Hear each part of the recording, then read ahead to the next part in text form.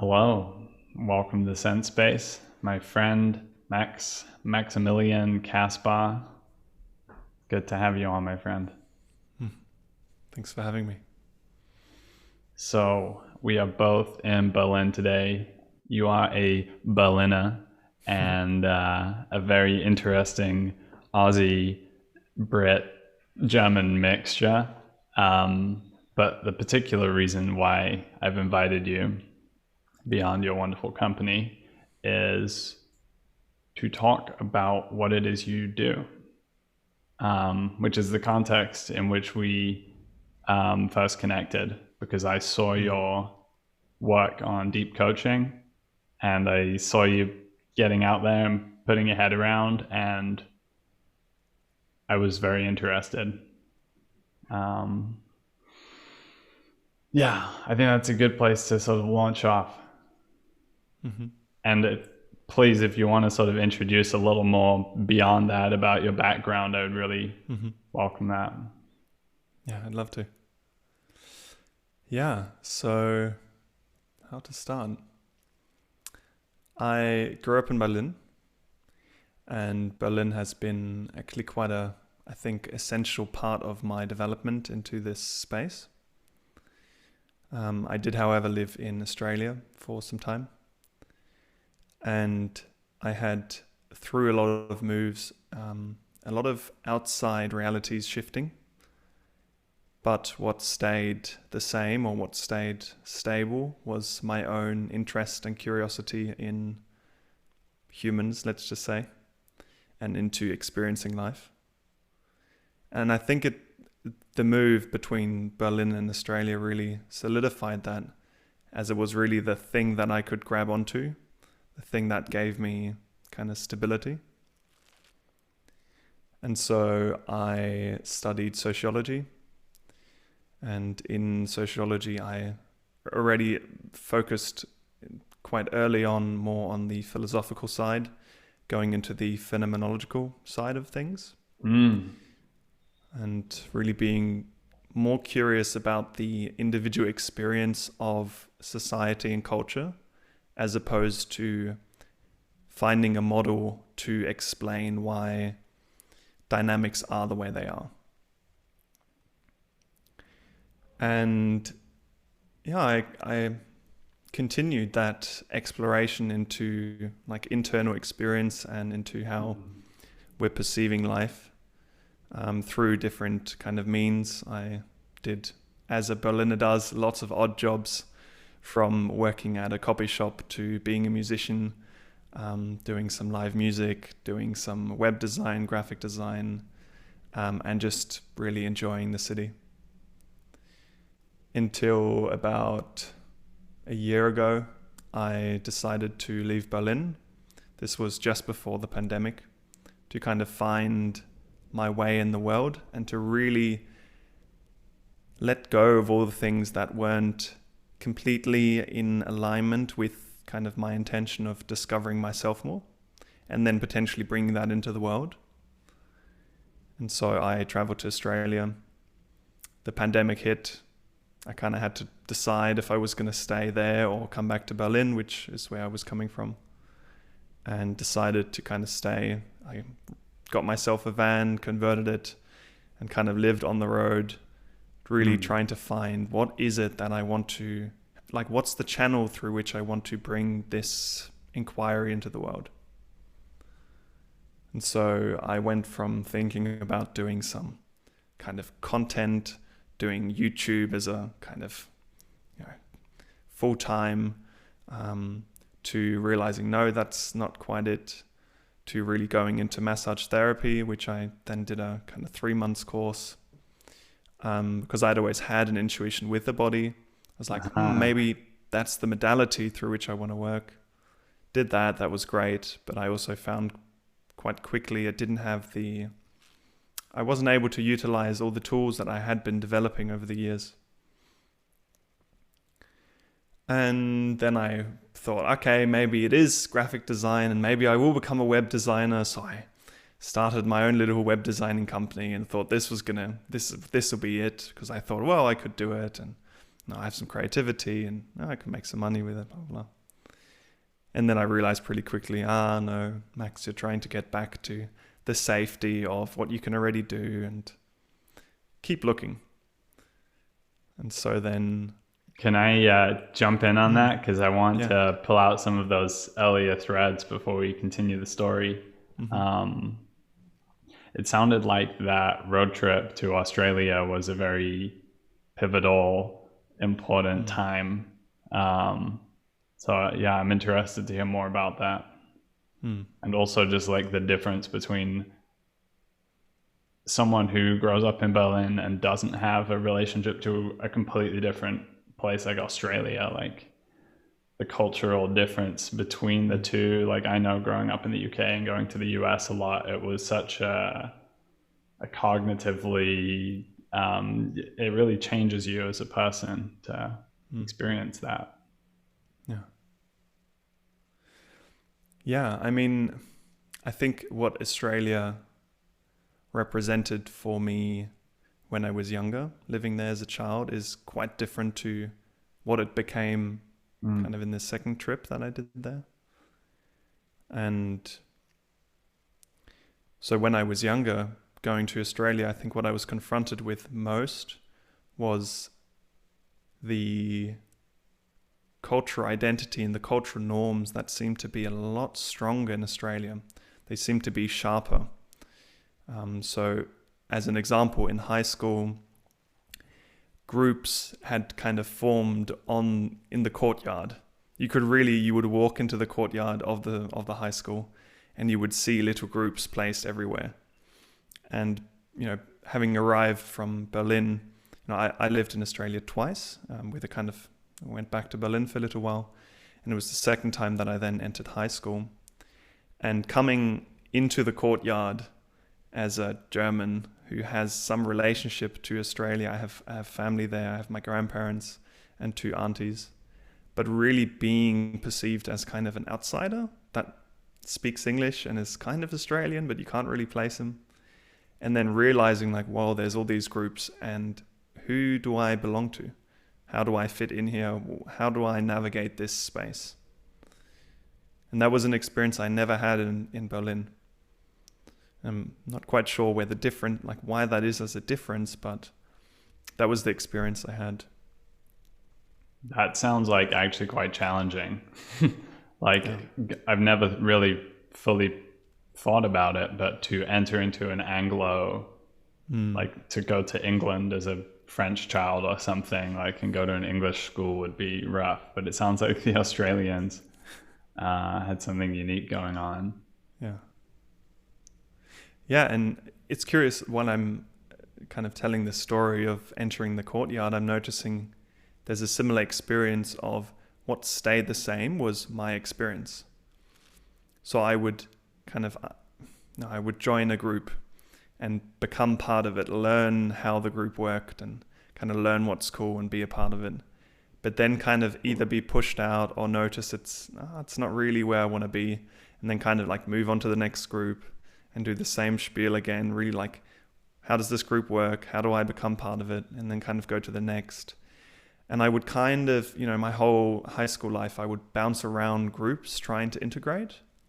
So there was, even in that context, there was a lot of shifting and there wasn't so much stability on a social level. But what stayed was like my exploration, or my sense of, I want to be part of this, I want to belong. And here we go. I'm going to test it out. I'm going to try out what kind of happens and how I can be me in a space with others. Sounds like a really valuable sort of courage to develop. And a lonely one as well. I have to add that to it. Yeah. They're very much intimately linked. The ability to explore by myself is linked to not being in a space where I had super many friends maybe, and where I did feel lonely. Yeah, I really resonate with the moving between lots of different social milieus and contexts in the course of my life since leaving school, I would say. Before that, it was much more continuous. Obviously, I stayed in the same schools all the way through. But I want to say that this is a very liminal sort of thing as well, to like move into a new context and figure things out for yourself. This is almost, in a certain sense, precisely the capacity that is needed at this time, in the broader context, but also in the local context of my life.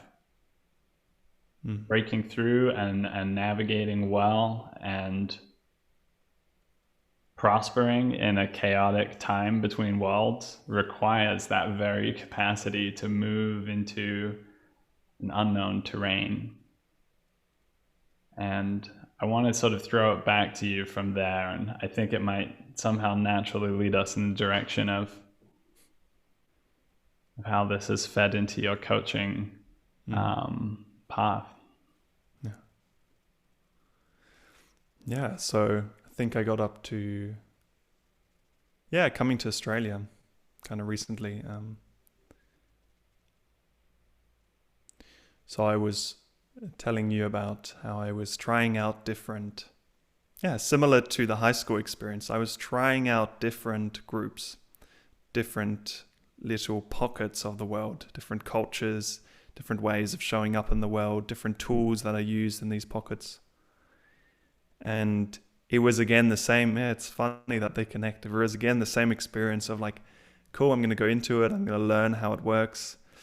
I could do it, but I don't really want to. There's something missing, or it doesn't feel round.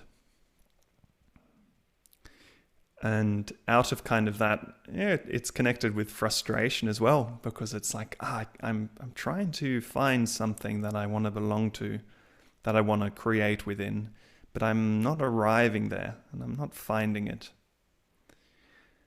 And, as things are, once I started being like, okay, I haven't found it, I'm not going to find it, I don't need to find it right now, I can just enjoy my time in Australia. No, I was traveling around with a van, mostly on the coast, kind of going surfing and, just hanging out, really, reading books, listening to podcasts, doing whatever. And a podcast popped up, which was by Toku McCree, also a transformational coach, deep coach, that talked about working with clients when a client says no to the proposal. That the coaching doesn't stop when a client says, no, I don't want to work with you. And really going into this no and realizing what's behind the no. It's again supporting the client to see, why are they a no? No, there's something over there that they would like to get to, but there's something in the way, and that's why they're no. And then asking, where else does this experience show up? And then you're in coaching. That's the deep work then you can start doing. So I listened to this podcast, and it just kind of, the saying is, it hit me like a truck, but it was more like, it watered a seed that I had, it kind of sprouted, and I kind of noticed, wow, there's this space, there's another pocket of the world that I had, known about, but been very resistant to. And maybe a little bit later, I can tell you about how I had been relating to coaching before this moment. Really realizing, first of all, the potential and the possibility that coaching has and brings with it when it's done in a bit of a different way. And that kind of led me on to contact Toku McCree. He was running the Samurai Coaching Dojo, as he calls it, a few months later. So I contacted him, said, hey, I want to be a part of this way of working. They said, that's a cool idea. And even in my application, I said, look, I'm not a coach. I haven't coached anyone. This is something I haven't done.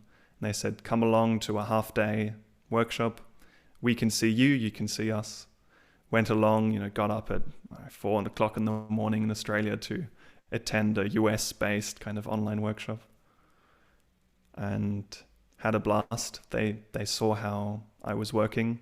We had to coach in this workshop, and they said, Maximilian, come to the dojo, come to the your first kind of workshop course to learn coaching and to already learn it in a more masterful way, as they would kind of use as language. So that's what really got me into it, and I was really committed to that very early on. I noticed, wow, I want to learn with these people, which then continued. So first of all, it launched me in my own kind of path to become a coach, and it also opened me so many doors to other people who work in this space, particularly Adam Quiney, who I'm now working with in the Forge. It's his 9-month leadership development course. And this is very much placed in the realm of transformational work, deep coaching, and connecting it to, as I will maybe later make a distinction, to transactional and strategic coaching. Very, very cool. I'm really struck by the bringing together of coaching and the samurai dojo, and the notion of the samurai being sort of a martial art in a way, like the mixture of art and combat. And when you were describing that notion of the coaching doesn't end, the process doesn't end when the potential client, participant says no to the offer.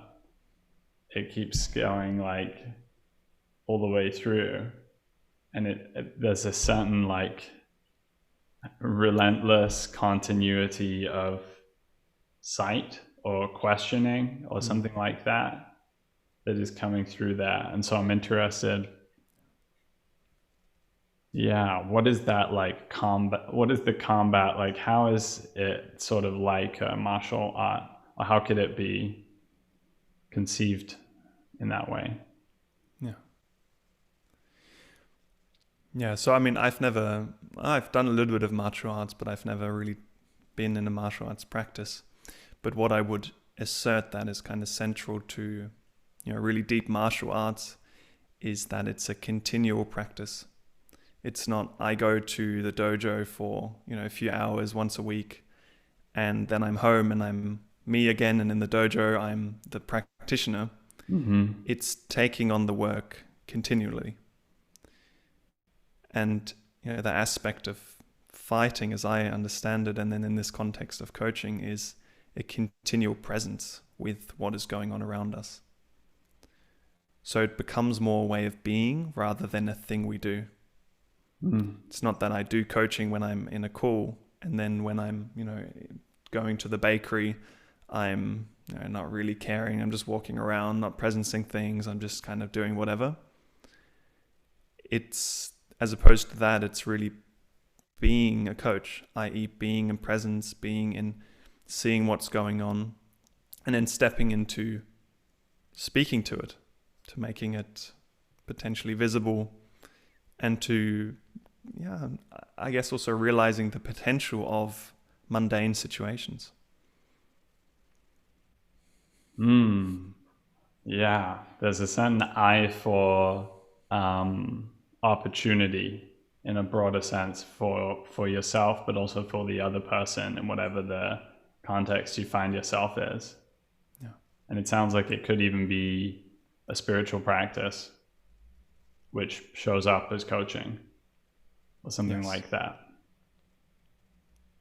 Yeah. But I wonder what would be the element that coaching is bringing or adding that goes beyond just having a spiritual practice or having a spiritual path, a sort of deeply informed way of being that is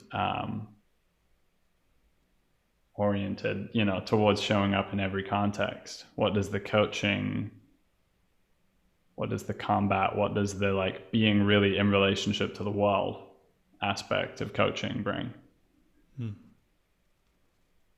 Yeah, awesome question. I think it's the intentionality of creating.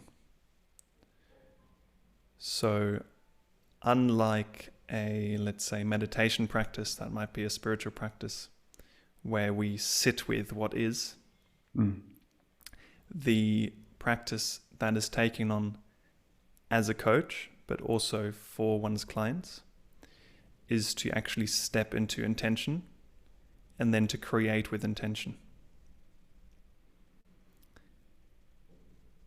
So that, I think, would be maybe the flavor or the spice that is added to a spiritual practice, to not reside in things being okay as they are, but to actually go into action, into right action, and to create the life that we want. And it sounds so cheesy to say it that way, but it's it's an active thing that we do. It's not I will sit on my cushion and manifest the life that I want. It's I'm going to sit on my cushion and then get up and do what I need to do. That is the right action to create what I want to create. So it's a much more also connected perspective just to living. Like, part of living is doing the dishes, taking care of the body, eating good food. That they become all part of it. And it's always then put into relation with the intention. I don't just eat healthy because whatever. I can connect to a deeper point of why would I want to eat healthy? Because I want to have an experience of my body and thus of life that is free, that is dynamic, that is pleasurable even. Whatever, the term and the deeper connection is.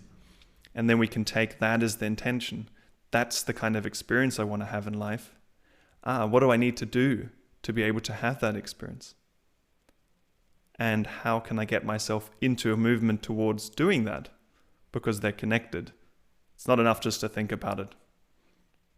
We actually have to do it. But the doing becomes different when we know what we're trying to create, what the intention is on a deeper level. Oh, yeah. Yeah. This is very, this is really me exploring the nature of your understanding of coaching, but it's also so tied in with where I am right in this moment in my life, in this week, in this day of somehow knowing that there is something that exists under coaching, something more like combat, something more to do with vision that I need to pull in to my experience to get me more consistently moving out of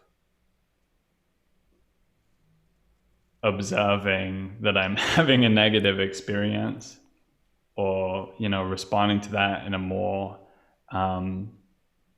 spiritual way or in various multiplicity of arts and going in nature and practicing different things. But to have something that's just like, there's something about bringing it together with your livelihood, bringing it together with your survival instinct that gets it right down to the bottom of the stack. But then you put all of the spiritual and the metaphysical and the artful layers on top of that. And right now I feel like I've built this enormous, beautiful obelisk of all these different layers. But there's these very foundational layers to do with livelihood, survival, like getting that point where you click into the base fear, and then can be animated through from that. And that's what I'm feeling is like the powerful missing piece. And I don't think it's just for me. I think it's probably a majority of people going into coaching maybe is something to do with this foundational relation with world, with money. Yeah. Yeah. So what do you make of all of this? Yeah, I think you're in a certain way hitting the nail on the head. It's, in my own, kind of coming back to what I had been telling you about earlier, that what was consistent was my own kind of journey to discover myself and to reflect on myself, that the I perspective being steady in all the changes around my life. It was for me at some point to realize what I had been doing was, by retreating into self-inquiry, I was also retreating from life. I was retreating from responsibilities, retreating from creating and changing in the physical. Now, I had built up over many years a strong desire and intention to really be with myself. But let's say the necessity or the reason why I would want to work with the outside was not really there. And so a big part of this process of stepping into coaching is kind of flipping that and saying, as much as I'm here to see myself, I'm here to co-create in life with others. And I want to be a part of that. Our generation is stepping into a new leadership that we have to take on to be able to lead the world in a different direction. And what it necessitates is being in contact with the outside, of course, as well, and creating in the outside. But this time, not from a materialistic view. So maybe an old way would be, I'm going to do and change something in the outside. And the whole focus is on the outside. It's kind of like you cut off the connection to the inside part of that. So then it makes sense why you create these massive structures and use external resources. It becomes very logical why one would do that, because the connection to the inside is not there. And so as a reaction, I had moved just into the inside, kind of pushing away the materialistic perspective. And now it's recognizing to combine and connect the two again. It's not one or the other, it's both. And it's a way of tying them together and working with both at the same time, using them as reflective kind of surfaces. Who am I being inside that is creating the outside? So you can recognize inside, but also how am I being inside that is creating the outside? So it suddenly there's a multitude of perspectives that are open that aren't possible if it's just the one perspective. Yeah. And I really feel like I'm one of those people that has a unique degree of sight and vision into what's going on in the metasphere and what's going on in the world and in my outside experience and in just the nature of reality. But in order to actually put all of that at service,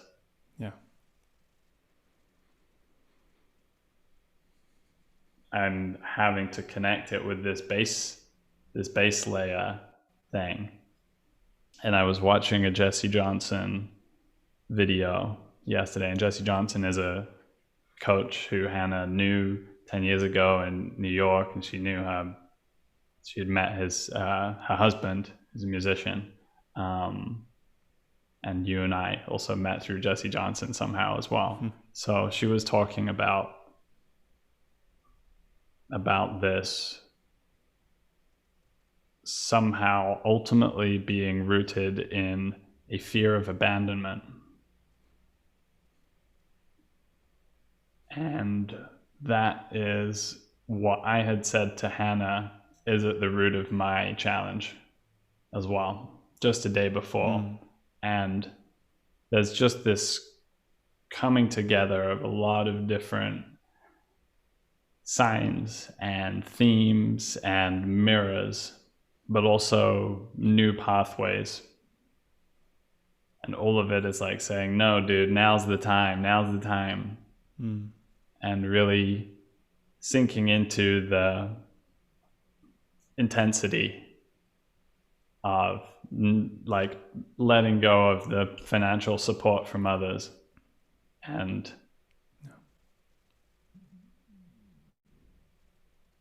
but that is also an incredibly hard place to be, because it's the place that is most stimulating of a negative state. Yeah.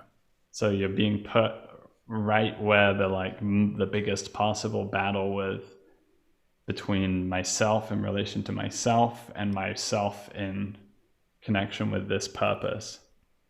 And I feel myself move out of it like, whoa. One day I wake up in a negative state,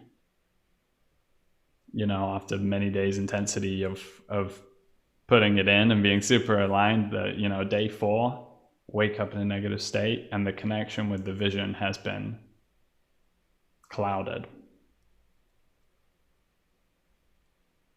So it's a very interesting place, and it's setting me on fire in a certain sense to just be there, and it feels very necessary. And I know that you have to some degree already been through that, or have just come out of that, or you've put yourself fully into this as your livelihood. And maybe you could speak to what is the significance of that kind of alignment with it. Yeah. So I'd love to make a small distinction, so we have a little bit more kind of words to use. Please. So we can kind of talk about being and doing. And when we're talking about vision and deeper purpose and intention, I would kind of place that on the level of being, because it's something we're connected to. It's us. It's what really motivates us. It's not something we have to go looking for. It's with us. Now we might forget, it might kind of get covered, but we can reconnect to it because it is there. We are our purpose. There's no separation. It's not an external thing we have to find and then eat and then have inside of us. It's always there. And it's changing, it's dynamic, but it's always there. And the doing is something it's like a movement. It's an action that we do. It's the being that moves, but the doing is the movement. And we can do different movements. We can use different tools. We can use, we could do a handstand, we could do a flip, we could do whatever. So the doing is something that changes. And what you're bringing into the space of kind of creating a life where the being becomes the livelihood, let's say. We're taking a step from being the purpose that we are to doing the purpose. So we start building. Now, if you were to stop doing the work that you're doing, if I was to stop doing coaching, I would still be my purpose. Wherever I go, I would still be bringing that out. And it's recognizing that the doing is kind of a channel for the being.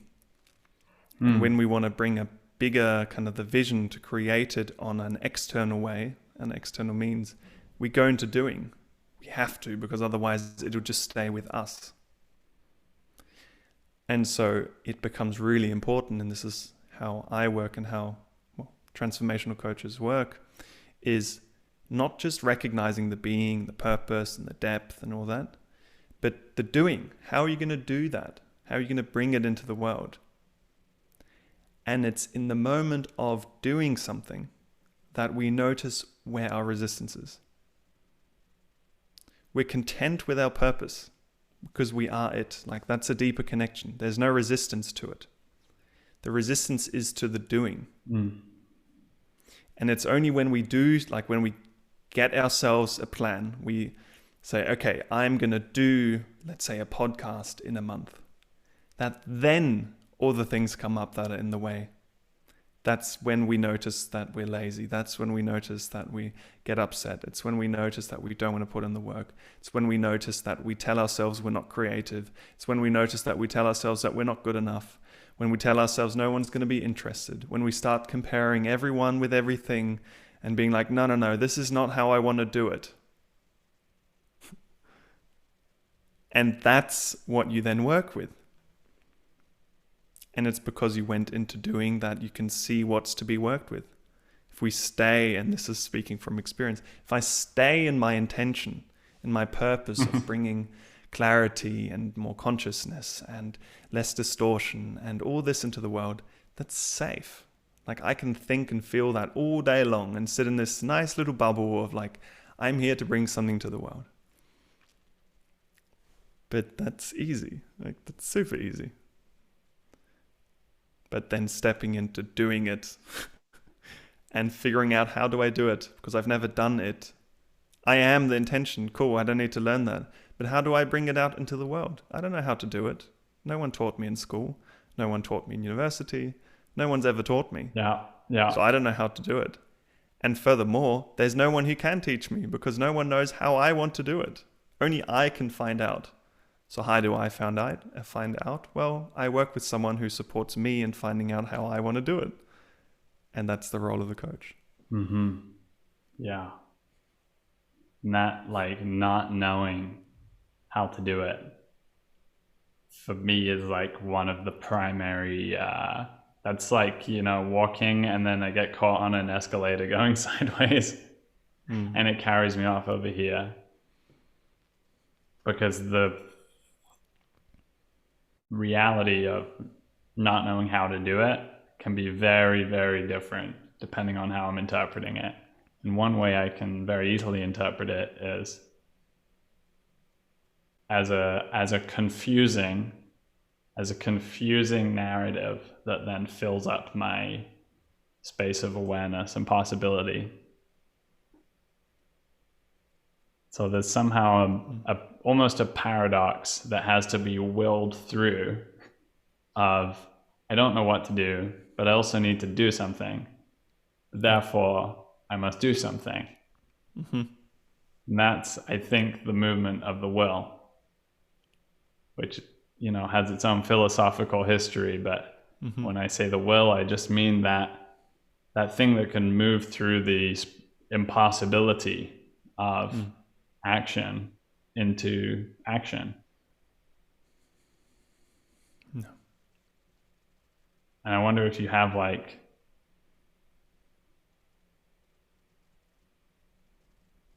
is the will an important thing for you in that moment of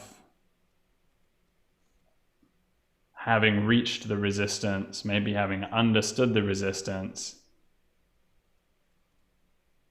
There's still inertia. What is the thing that gets you through the inertia into action again? Yeah. I think for me, it's coming back every time to why I'm doing this. Like to really putting into relation what I'm playing with. So in the moment that I feel lazy, that I'm procrastinating and doing whatever I'm doing to avoid, doing the thing that I want to try to do, it's relating that and the uncomfortable experience of not knowing to why I'm doing this. Like, why is it worth it for me to go through an uncomfortable situation? What do I get out of it? What is this leading me to? And it's kind of putting that into relationship with like the big why. And really working towards that and having that as the motivation. I'm not doing the doing for the doing's sake. The doing is just a means to an end. It's the channel through which I'm working. The doing in itself can be really fun, and that's when doing becomes easy because we can create doing for the sake of doing. But when we're in a place of not knowing what to do and resistant to the doing, that's when we can call back into like, why are we actually doing this? And second step would be to actually find just the things that we want to do. Because then the disconnect or the difference between the doing and the being is less. It's like, so for example, in my case, coaching is a doing, but I am in my purpose. I am in what I want to do in the world when I'm coaching. Or rather, I am in what I want to be in the world when I'm doing the coaching. So coaching is a joy for me. It's easy. of course it's challenging, it's complex, and there's times when I'm frustrated and I'm feeling like I'm up to some resistance, but that's normal. And I have joy in that. I like being challenged in the context of coaching. I like working with a leadership development group that is really specific and really pointing out and presencing what's there. It's uncomfortable, but it's awesome. I love it. So for me, that's like, it's so connected already that it's easy, or easeful. It's not easy. It's challenging, but it's easeful. Yeah, I feel like we've arrived at a place of much more clarity, because I'm feeling gradually over the course of the conversation more clear on what I need to do.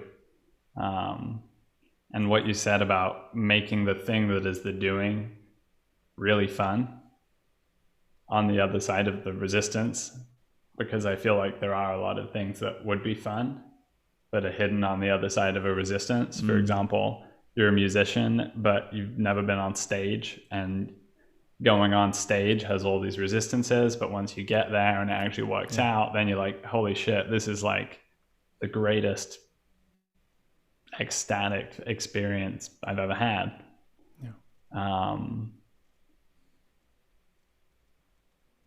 But that also changes you. So I think there's a death involved in this, actually.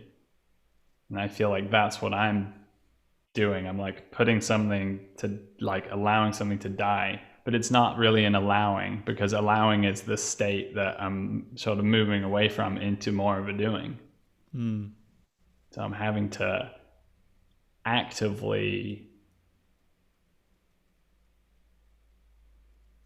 kill myself in order that I can be actually set aflame by the things, which is very vulnerable and also like intense and nerve-wracking and exciting and all of those things.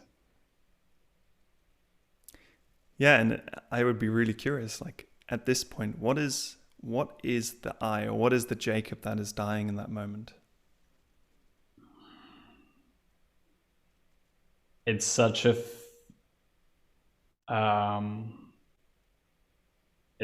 core identity, whatever it is. It's like a part of me that is nested somewhere very deep down, maybe below the level of language even. And it's a sense of smallness and a lack of agency, a lack of like clear, hopeful agency in the world that I sort of picked up in my developmental environment. And, you know, nobody in my family history has any, as much sort of business acumen or things like that. So entrepreneurship was very distant from the culture I grew up in. It was not American, it was English. So English, more like working class English, which is a particular space. But yeah, it's something within me, very close to the core. And yes, it feels like core work is being required of me to move through to the place of having a vision for Dialogos, having a vision for the practice, having a sense of, oh, it works, it's creating these beautiful results. But why am I not connecting? Why is the energy not flowing up from the roots to the branches in the way that it ought?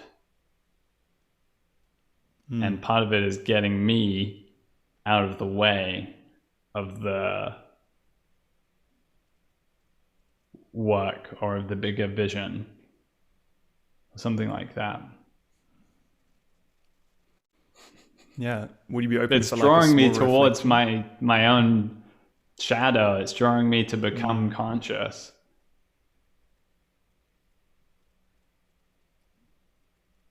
Yeah. Would you be open for small reflection? Please. Yeah. And I also note that I've sort of been leading with the questions, but I think it would be very dynamic for you to lead this in whatever directions you feel interested. Mm-hmm. Yeah, I found it curious to note when you were speaking that it ought to become a certain way. And yeah, tell me more about that. I find that really interesting. Why does it have to?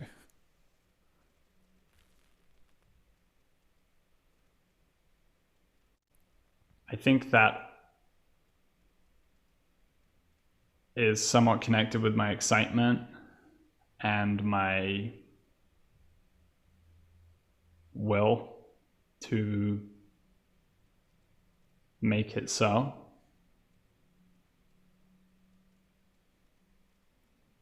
Yeah.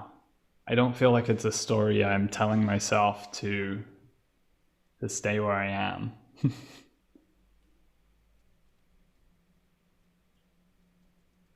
I think it's like it's almost an I must. What happens if you don't?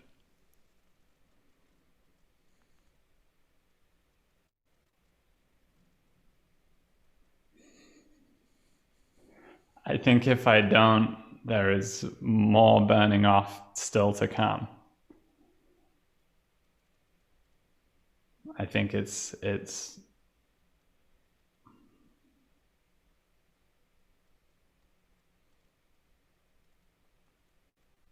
yeah, I think it's more of me suffering, more of me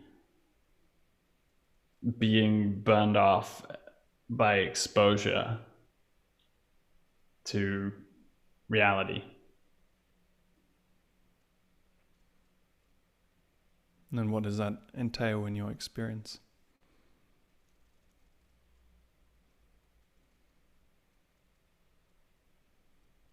Usually like a big coming up of apathy, not knowing what to do, and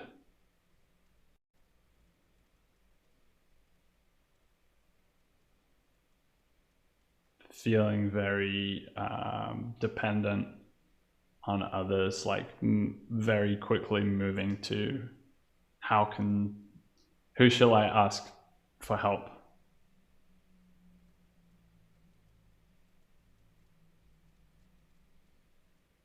And, you know, my parents, when my older siblings were growing up, were receiving benefits from the government, and in the context of the Christian community, there's also a lot of giving and receiving of money,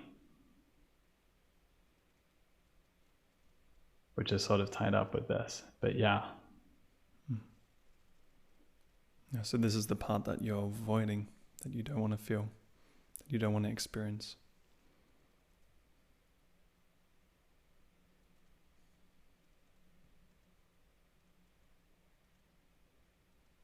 Yeah, I feel pretty close to it. Yeah, I feel sort of standing in it increasingly. I feel like the movement that I'm in is one where it's sort of forgetting, becoming confused, having to be reconnected with the reality, and then having to go through the grief of this, like releasing this deeply held thing to do with being abandoned or being like totally lost or something, and to let that out, reconnect with faithfulness and faithfulness to the vision, and then from there I'm back to what actions can I take.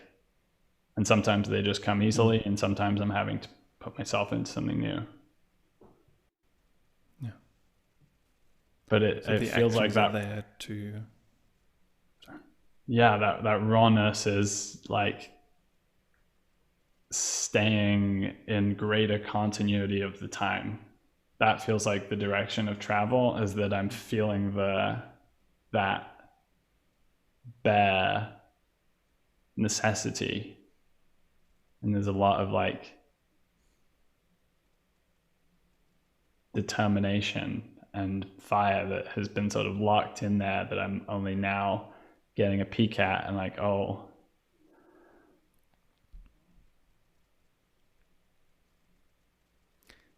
And is that empowering for you to be motivated from this fear, let's just call it? Yes, I think it is. I think it's important for me to be here. I think I've run the experiment of pursuing my vision and creative path whilst being supported. And don't get me wrong, there's been a tremendous amount of growth and insight, but it still hasn't gotten me to the ground of full independence. So I know how much the world changes when you change within yourself. And the change that's called for is so massive, or has been so massive. Maybe it's getting less massive.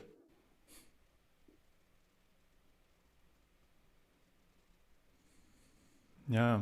And what you're empowering is independence, becoming a creator. And to maybe bring in the conversation from earlier, the being that you're working towards and that you're embodying is independence, creation, creativity. And it seems like what you're working away from is kind of the fear of being abandoned, being dependent. But it's the way that you're being right now that is really empowering you to do the things that you need to do. So again, it's a deeper anchor that is also positive. It's a positioning. You're working for independence and creativity and creation. And that's what makes it worth to do the things that are triggering, to be unstable maybe financially, or to do the things that you've never done before and that you don't know how to do and all that.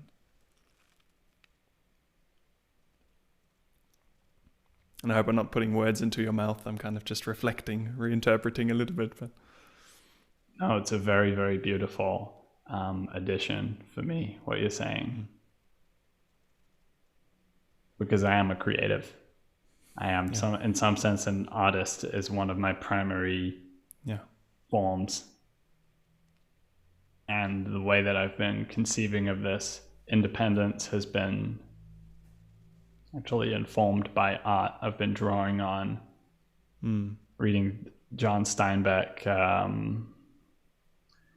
John Steinbeck novel about the Great Depression, and these farmers from Kansas getting kicked out of their farms and having to put all their belongings in a truck and then drive somewhere where they don't know that they're going to find work, and just like scratching a living, picking cotton and fruit every day, and like buying the food of the day on the day.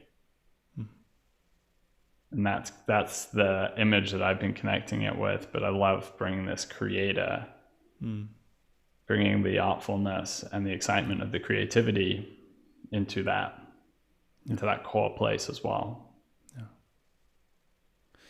Yeah, and I would love to bring something in that I spoke to earlier, which is right action.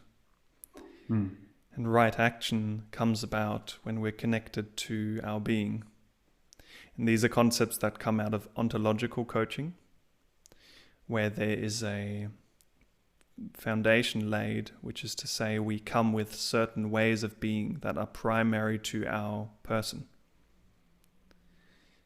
And it's something that is worked through with a client to discover the essence of that person. And action, the doing, is then connected to the being. So in your case, creativity seems to be coming up. Now, this is not to say it is, but I'm presencing it. It seems to be quite in the space.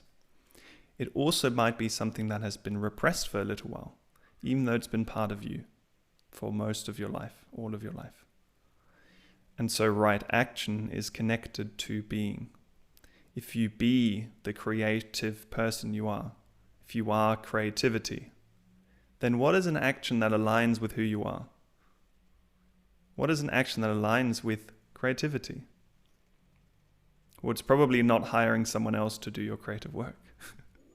It's probably stepping into being creativity and then working through that because it's natural to you.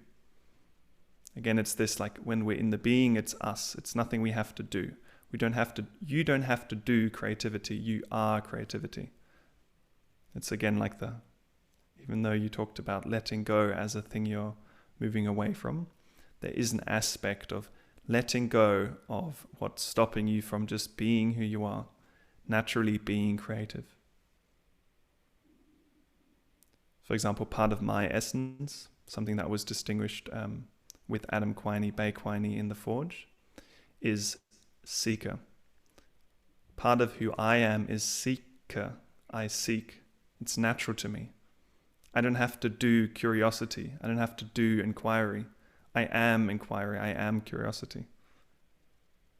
And so on a podcast like this, or when I'm working with clients, I don't have to learn to do what I am. I just have to allow it to be there. And the more I allow it to be there, the more it feels like I'm not doing anything.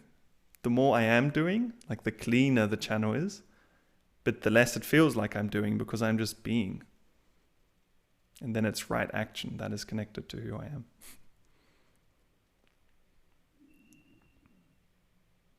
I'm feeling also the power now of this deep coaching is now connecting with who I am. Who I am is a question that has not been in my field of awareness until quite recently, despite all of my liminal explorations. Arriving at the realization that I don't know who I am. I'm feeling very present and clear to that in a way that I wasn't before. And then like celebrating it almost, but also like, okay, this is something I need to find out somehow as well.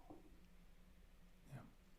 To be able to speak it. And obviously this kind of dialogos kind of thing is a great place for that to happen. But like getting these sort of electricity cables connected with all of the deeper incentive structures of my being is what I'm incredibly excited about doing. Yeah. And in the last few days, it's taken the form of beginning to do live streams. Cool. And I really feel the edge, like the excitement at the edge and the edge of my own truth.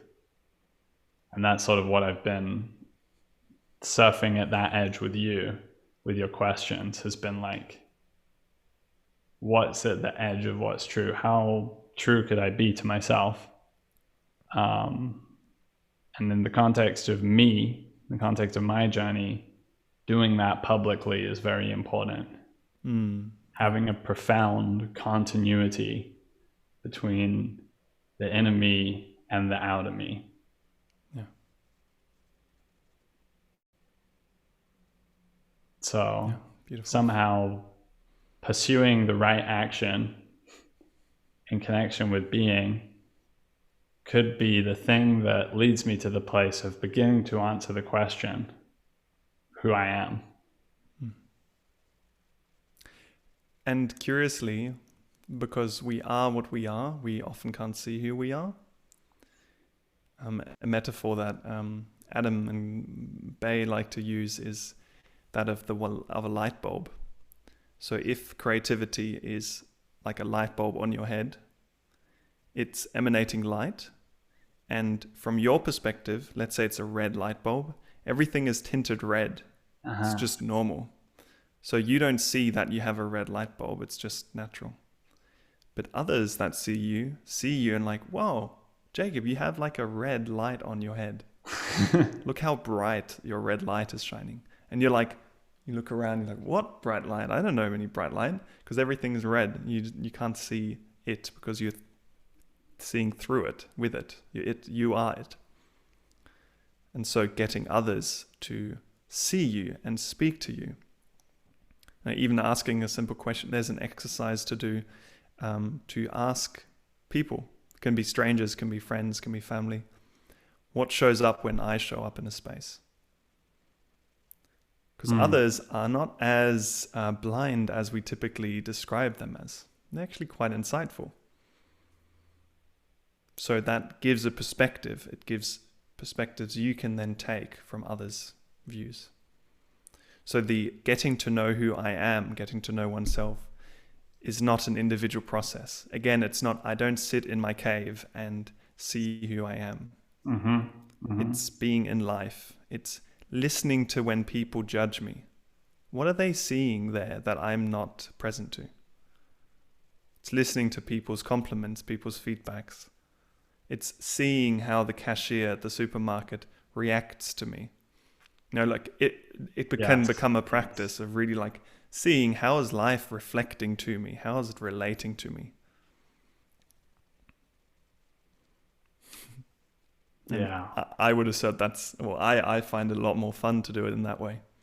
Because suddenly everything is a source of inspiration and reflection. It becomes a lot more fun. And then even someone who might be resistant to you is showing something about you. Oh, that's interesting. Someone's judging me for something. Why is that? It's curious. This is then the practice then can be taken on. Yeah, why is that? Why is that? Yeah. That question can be directed towards almost everything. Yeah, and so before this podcast, Jacob led a small meditation to get us into a space of presencing more, and it's just coming up now because part of how you guided the meditation was dropping into a space of listening with the ears, with the body, and with the space. And it's that similar practice. It's like, what can I hear here? Why is this stuff happening? And it's that receptivity that you kind of created experientially that I'm also now speaking to. And it's such a profound and instant mirror of your, not necessarily a mirror, but a counter resonance or something. Like you come out with the openness and the beautiful, spiritually clarified in your masculine energy place, and suddenly every single person on the street is sort of reflecting back positively to you. Or negatively. Or if your state is out of whack, then suddenly nobody sees you at all, or something like that. And okay, so this is sort of an interesting side one, but I want to bring it in because it's so fascinating to me, is my experience of dogs in public places has shifted palpably in the last 6 months, say.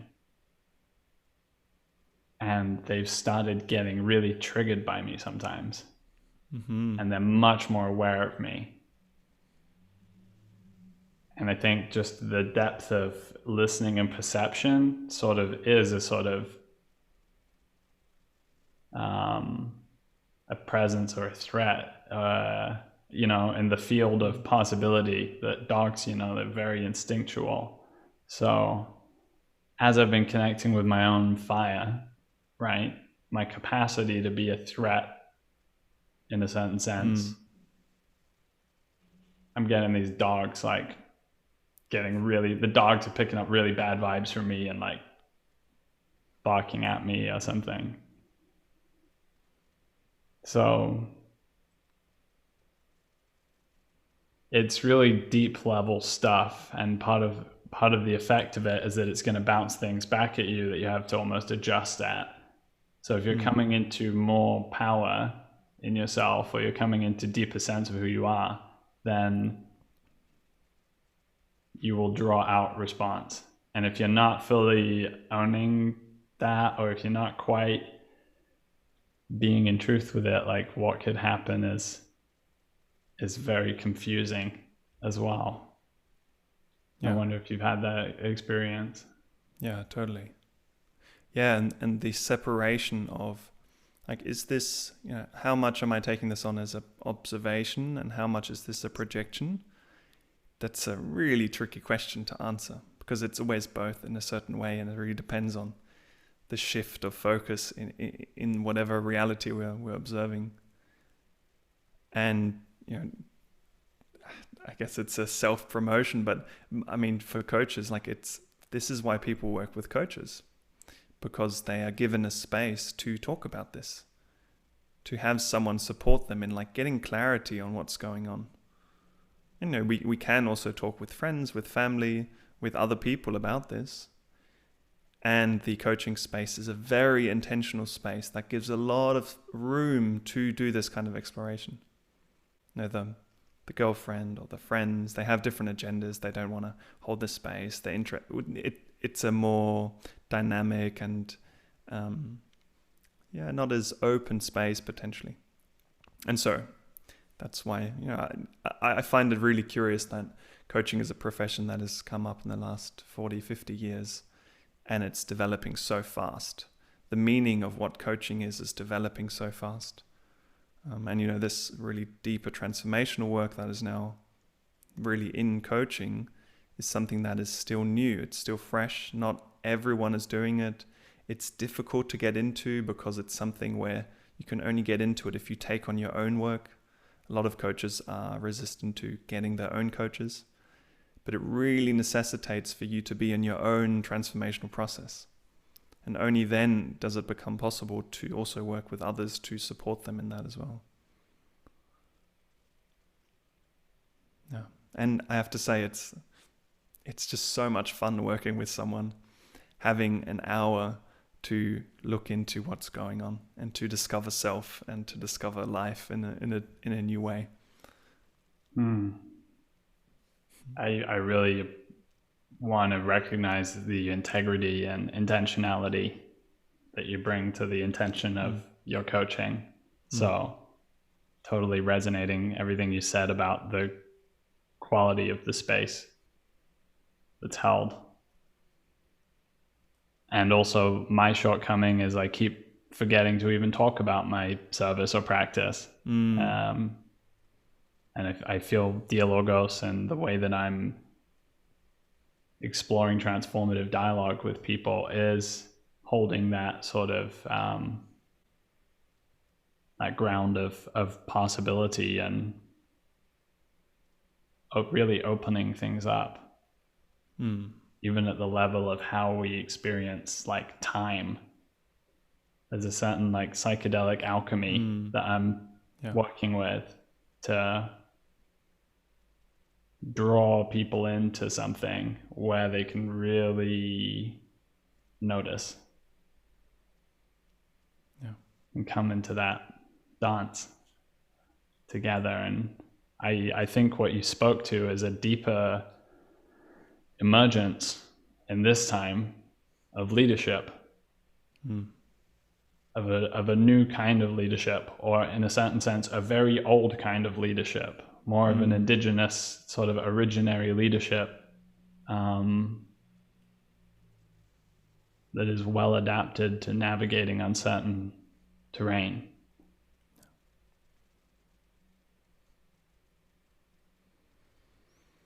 Yeah.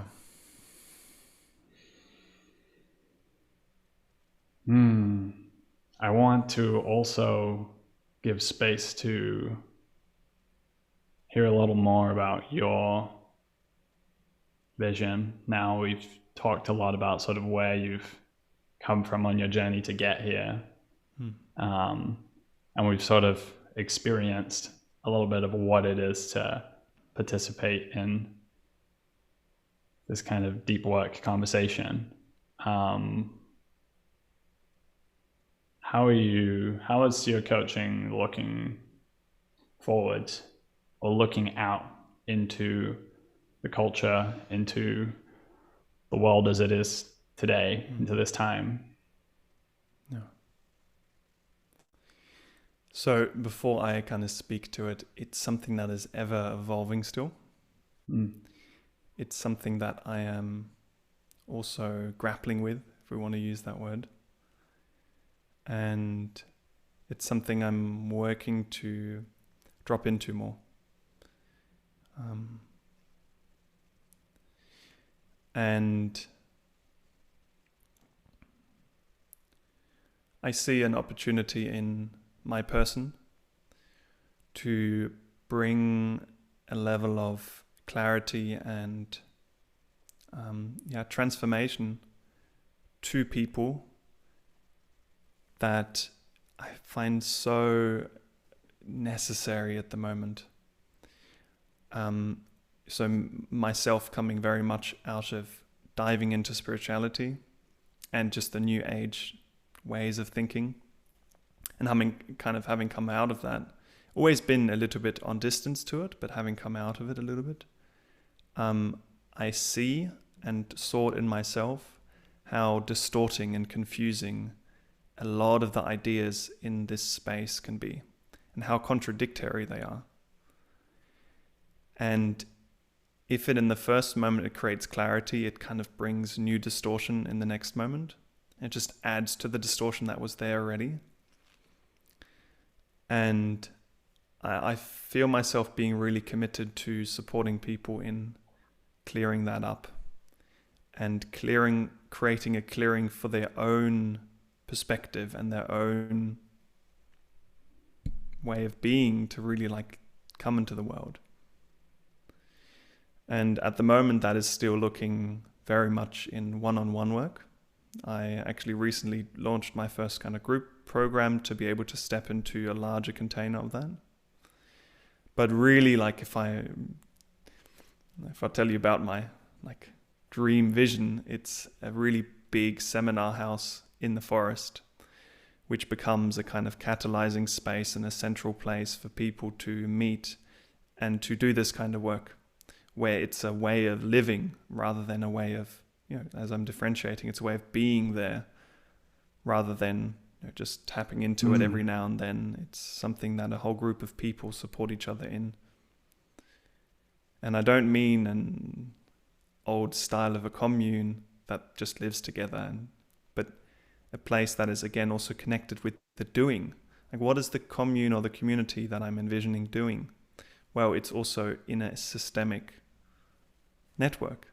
It's not just alone. It's not just fending for itself. It's in a larger process. But that's for me very future music. But seeing how I'm developing at the moment, starting very much off as an individual doing this, and connecting slowly with more people like yourself, to see how this can be potentiated and amplified. These are kind of the first steps in how do we as people in this space bring this out to more people, and not to bring it out with dogma or to bring it out with truth or fact, but to bring it out with transformation. A distinction I like to make is information and transformation. We can go around telling people how they can transform, but that would do nothing. It would just add noise to the already distorted landscape of media. Stepping into creating transformative spaces is causing something in a person. And that is what it's about.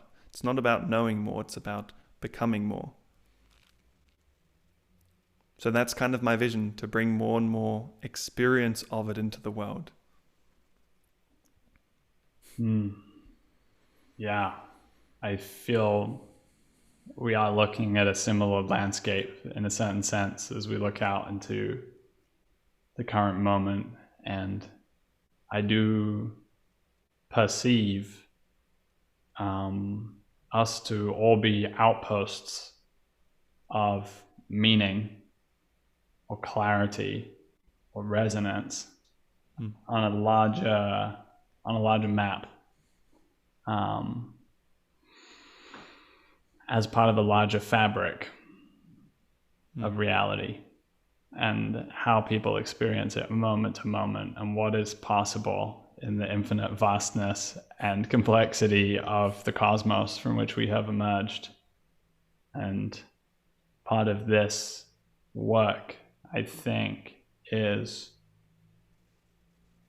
the alchemizing, the creating of spaces of reality that people can step into and really experience themselves in a different way, and experience possibility in a different way, and connect with one another in a different way. And from that place, we also need to be living in that as well. So, what were you going to say? No, I agree. I think it's, and this is where, as much as we can talk about all this deep work and transformation and all this deep dive into this, at the end of the day, it's also about just enjoying life, like spending time with people that we love, that we cherish, that love us and cherish us, that are there to take a stand for our greatest way of living life, for the possibility, and just having fun along the way. Like falling down, breaking an arm, and just recognizing that that's part of life, and that it's, man, the arm grows back. I mean, it doesn't disappear. It grows back together. And at the same time, there's so much lightness and humor in this process. And for me, really, it's what enables all this work, to be light about it and to see the absurdity in all of this.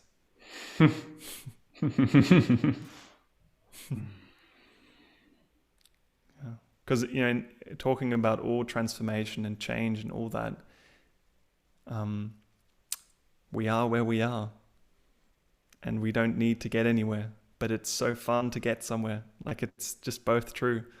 And I think there's a quote by Einstein that talks about, life is about being so content with where we are, and at the same time realizing we just have an urge and we have a desire to keep moving and bringing more beauty, truth, perspective, etc. into the world.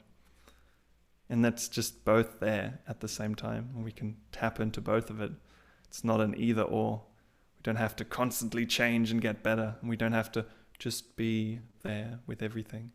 We can do both, and it's so fun to match the two and have them in a dance, like you said before. And they both become so light. If we're on a moment of changing, then being with what is it's easeful. And when we're being with what is, it becomes really curious to change as well. So they're really in interaction. They're different perspectives that give each other so much value and movement and dynamism.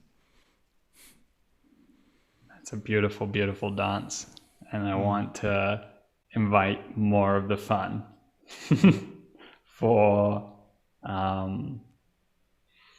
the future, and for what this work and this space and this craft mean for me. So thank you. And thank you for this whole conversation and for this journey into coaching with Max Caspar and all of the philosophy that's underlied it.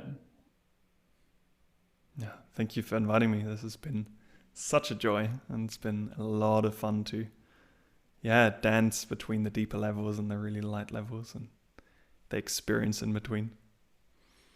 So if anybody wants to get involved with your work or engage with you, what's the best way for them to do that? So probably connect to me through my website, which is www.maxcaspar.com. maxcaspar.com. I'm also on Facebook. You can find me there. And otherwise, any opportunity you see to contact me, write me a message, just like Jacob did when he saw me in a course we had been in together, and yeah, I'm always super happy and open to talking with people who are interested. So yeah, don't hesitate to contact me. I love speaking with people and finding out. Yeah, as I said, I love doing this work and I love being curious about people. So. Something tells me that Spirit is going to find you very soon with a full inbox. So thank you, Max. And I'm sure we'll be following up this conversation at some point as well. Beautiful. All right. I'm going to cut the recording. Thank you. Mm-hmm.